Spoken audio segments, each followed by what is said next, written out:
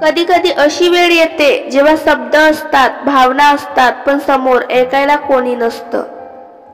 ती फक्त निघून गेली इतकंच नाही, ती सोबत घेऊन गेली माझं हास्य, माझी शांतता आणि माझं स्वतःवरचं प्रेम. एखाद्याचं मी कायम तुझ्या सोबत आहे हे वाक्य कधी कधी आयुष्यभराच्या वेदनेचा सुरुवातीचा क्षण ठरतं. प्रेमात हार मानणं हे कमजोरीचं लक्षण नाही, तर ती त्या वेदनांना शांतपणे स्वीकारण्याची एक खंबीर प्रतिक्रिया असते. माझं प्रेम नक्कीच खरं होतं, पण कदाचित माझं शांत राहणं तुझ्यासाठी गैरसमज ठरलं. मन कधीच अचानक तुटत नाही, ते हळूहळू गुपचूप आतून मरतं, कुणालाही न सांगता फक्त स्वतःशी झगडतं.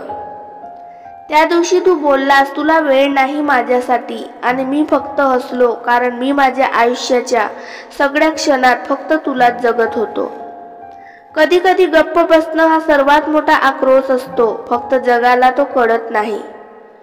जेव्हा मनावर झालेली जखम शब्दात नाही मांडता येत, तेव्हा अश्रूस तीव्रतेचा आवाज होतात. माझ्या आयुष्यात तू थोडा वेळ आलास, पण संपूर्ण आयुष्यभर एक वेदना देऊन गेलास.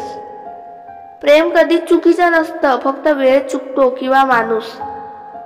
कधी कधी इतकं तुटतो आपण की पुन्हा कोणावर विश्वास ठेवण्याची हिंमत राहत नाही.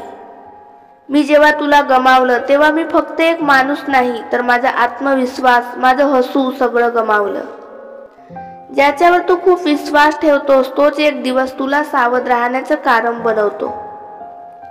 शब्द सांगत नाही, ते दुःख ते डोळे बोलतात, आणि ते अश्रू मनाचं खरं रूप दाखवतात. एक नातं जेव्हा विसरून जावं लागतं तेव्हा ते आठवणीतून नाही, तर श्वासातून हटवावं लागतं. तू गेला नाहीस, फक्त बोलणं थांबवलंय. आठवणी आजही माझ्या सोबत आहेत. कधी अश्रूंनी नाही, तर हसण्यामागच्या खोटेपणाने आपण जास्त थकतो. मन इतकं रडलेलं असतं की डोळ्यातून पाणी यायचंही थांबून जातं. मी सोडलं नाही कुणालाच, फक्त थकलो. सगळं सांभाळताना, सगळ्यांना समजून घेताना स्वतःला विसरून गेलो.